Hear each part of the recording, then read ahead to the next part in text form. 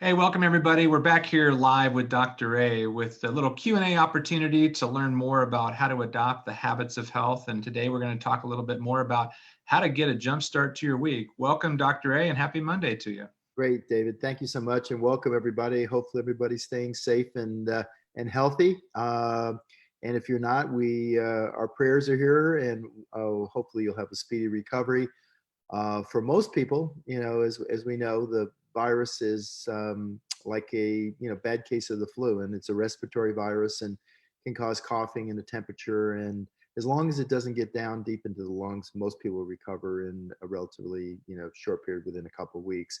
But for those of you, the most important thing, as we all know, is still social distancing. We talk about physical distancing, but making sure that we're mentally and socially connecting using stuff such as this video conferencing, using phone calls, and it's all real important. So just want to start off, it's a new week, and what have we learned? What have we learned?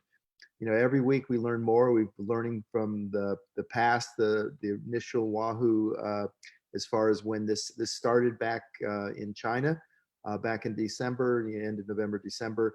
And we're learning from their experience even now as they kind of drift out of it and come into recovery. But one thing we are learning is that there is an asymptomatic period of 1 to 3 days, on average about 2.56 days. And so that means there's 3 days when people have no symptoms and they're still most probably contagious. We're not sure about that, but we think that's why there's been such a stealth factor with this now infecting so many people, more than we would think it would. So that's the first thing. And so what that's led to is kind of a national change in philosophical protection. And so now the government and in general, the CDC is recommending that we do wear masks when we go out, because we think that it's not just aerosolized. In other words, it's within droplets, but it actually it's within our breath and within talking or singing. So it may not require droplets. So that's an important switch and change. So if you are going to be out of bed, obviously the best thing to do is stay home and be safe and be with your family. But if you are going out to shop or things you must do, go to the drugstore or something. It's really important for us to now wear masks. So I think that's the first thing. And then the second thing, people have been asking me, well, how long is this going to last? Well, bottom line is this is a pandemic which is affecting millions of people, and it's going to last a while. I think probably we won't really have full containment of the contagion until after we have an immunization as well as the ability to test everybody. I think those will be the two biggest things. And although it usually takes around 18 months to develop new vaccines, this is being fast tracked. And this is actually one area where technology is surprisingly facile, and it's allowing us to facilitate rapid movement. And the whole world is coming together, the scientists of the world. And even though we politically may be different, the world scientists are coming together and working together. So hopefully there'll be a vaccine, hopefully by the end of the year or maybe the beginning of next year. But those two things will really put us in front, so we'll be able to use our technology. But until then, we think this is going to peak in the next 1 to 2 months throughout the United States. And then we'll see what happens. It depends on how fast we can test. One of the things in the places that they've been able to contain it the most is where they've been able to test and sequester people, such as in South Korea, where they've done a really good job of that. So I think it's, we're in the depths of this now. I think we're, the novelty's worn off. We're all getting kind of tired of being home with each other, but it's not over yet. So I think the next month, the month of April and moving into May, will be really the deciding factor of how we move into the summer. So hopefully things will get better. But in the meantime, the best thing we can do is do our part as, I like to say, citizen scientists, making sure we're paying attention, we're awake, we're alert, we're making sure we're washing our hands, we're avoiding contact with other people, we're staying within at least 6 feet away, and then basically only going out when absolutely necessary. Those are the things that will help us at least put it in position so that we're not overwhelming our medical delivery system, because as many of you have heard now, there's only limited ICU beds and ventilators in our country as well, even though we're one of the most richest countries in the world. And we have more people infected now than any other country in the world. And so it's important for us to do the right thing and to be aware and to be present, David. Great, Dr. A. We've been talking about the macro habits of health from your habits of health transformational system. And, you talk about these 6 macro habits as being really the comprehensive way to achieve better health and well-being. As you kick off your week, Dr. A, what are some things that you do mentally and physically just to put yourself into the best position you can be in to create optimal health and well-being in your life? Yeah, and it's interesting, David, because the American College of Lifestyle Medicine, which I'm a member of, which started about a decade ago, many years after I was already on this journey, but they just came out today with an info sheet, and in the info sheet, they actually outlined all 6 macro habits. They actually talked about, obviously making sure we don't gain weight. Second of all, eating healthy vegetables and fruits, staying away from processed food, making sure we're hydrating ourselves, making sure we're moving, getting out, walking, any kind of movement we can do.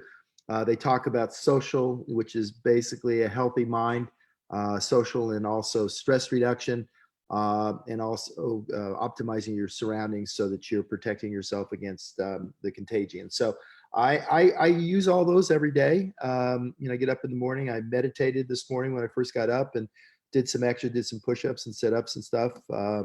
Then spent a little time reading before I started my day. I've been on calls most of the day talking to people, fine folks around the country, and kind of just pouring myself in. It's my contribution makes me feel a high state of well-being by helping others, and obviously doing this call tonight is part of that. We'll have a healthy meal a little bit later. And then hang out with the family, watch some TV, maybe play some games. We've been getting really good at Rummy Cube, which has been fun. It's not a real complicated game, but I'm finding out my daughters and their friends are able to spatially see things better than I am. So I'm kind of amused by that, but we're having a lot of fun. Great. We have a question in here in regards to healthy mind. There's some people, as the contagium gets a little bit worse and as the challenges start happening for more of the health professionals, what are some real quick little tips that you could share to just reverse some of the negative or the scared, fear-based thinking into a more positive and hopeful-based thinking? Yeah, no, that's really important, David. And I think, it's important, obviously, that fear, that sense of fear is our body looking to protect us. And it's certainly, you want to be alert. Like I was talking about, being aware where your hands are. Don't touch your mouth, your nose, or your eyes. Make sure you're washing them every time you come in contact with anything that's outside of your home. And all those things are important. But really, the biggest one is to kind of have a sensible level of anxiety. In other words, acute anxiety is that, what's changed. So I think what's changed, and that's why I kind of wanted to educate at the beginning. Most people know this now, but just to make sure, is that, wear a mask if you're going out now. We've actually reversed, said that if you're healthy, you didn't need it. But now that we're knowing there's this latency, it probably makes sense. So do that. Do the smart things. Don't avoid things that can help you. But then beyond that, focus on, kind of examining ourselves. If we're feeling this tenseness inside of us, stop, challenge why we're feeling it. And just for a moment, take a couple deep centering breaths and kind of let it all go. And then sense, okay, what am I feeling? And the area in your body can kind of tell you. So if you're feeling it in your jaw, you're probably angry. Maybe angry because I can't do the things I want. Maybe because my kids aren't acting the way I want them to. Whatever it is, but sense what it is, and then kind of feel that and let that go through your body. And it takes about a minute and a half or so for those feelings, if you truly just let them go, to go away. And then you can go back, you clear your mind, and then you can focus on what's important. What you don't want to do is to build what we call cognitive emotive loops. In other words, you start thinking about something, you're really worried about something, and then you start feeling, fear, anxiety, sadness, whatever it is. And then you basically start thinking more about it. And then you're developing these paths. And what it's doing is it's really hurting your immune system. So I think that's important. And the other thing is, make sure we're really focusing on having an evening ritual. Stop watching TV right till you go to bed. Make sure you have an hour. I like to call it the twilight hour, but the hour before I'm going to go to bed, we want to get 7 or 8 high quality hours of sleep. By the way, that was in the infographic as well, and we know that. Habits of healthy sleep is critical.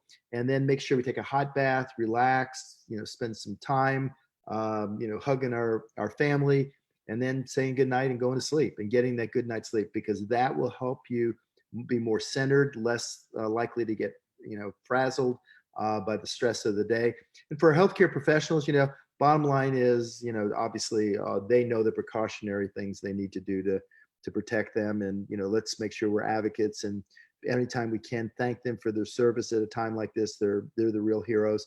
And put them in position so we reach out and spend time when they're not working, so they have the opportunity to really fully express their fears. We're all have fear right now, and it's okay. We're human.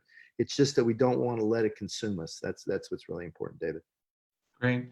As we wrap up today, I want to remind everybody you can like this Facebook page and get more notifications about when Dr. A goes live. You can also hop on over to the website at habitsofhealth.com and download lots of free resources underneath the system resources section.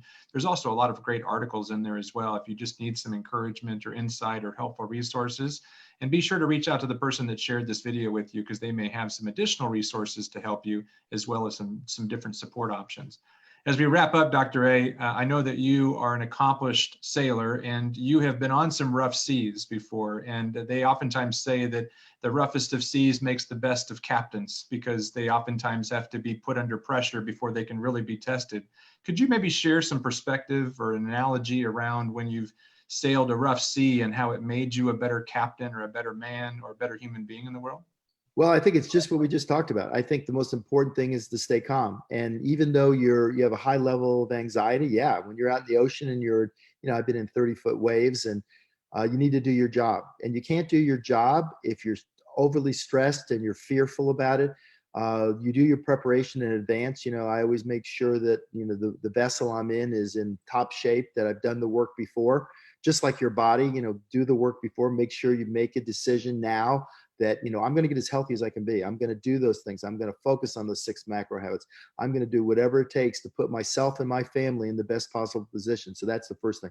The second thing is, during that period, just keep the calm, recognize that you're in a heightened state of alertness, and then make sure you're preparing yourself to be able to weather that storm, knowing that this too will pass. And I like to end with that.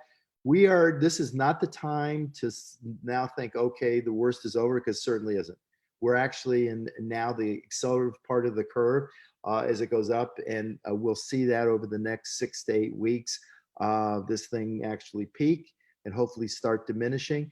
For that to happen, it's more important than ever that we take these precautions and add the part on the mask. If you can use a scar, anything, you can make it out of anything. It doesn't have to be a medical grade mask, just something to minimize the projection of when you exhale, or having that go into you from someone that's exhaled relatively close to you. So stand strong, be with your family. And for those of you that are suffering right now financially, or suffering from the standpoint of really worried about this, or you're at high risk, reach out to people that care about you, spend time with them, and we together will get through this. We've been through worse crises than this in the United States, and now's the time for us to come together as a country and as a world, and fight back and allow this to hone us into something stronger, and able to handle the futures that are going to come our way. So thank you, David. God bless. See you guys. Good night.